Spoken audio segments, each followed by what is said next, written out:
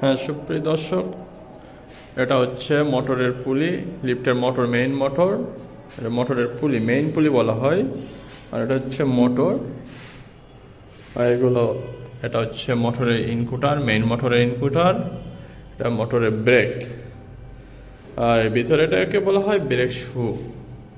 এটা brake shoe, দুই পাশে দুইটা। এটা মোটরের বেসমেন্ট। আর যে এখানে দেখতে পাচ্ছেন আপনারা নিচে দেখতে পাবেন, এটা হচ্ছে সাপোর্টিং পুলি বলা হয় মোটরের।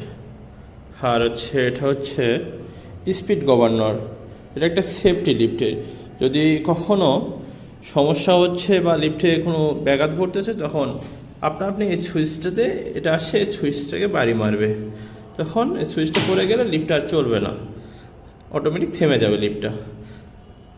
আবার এখানে থেমে যাওয়ার পর একটা মাদারবোর্ডের সিগন্যাল দেবে, তখন আপনি যখন লিফটটা ঠিক করতে আসবেন তখন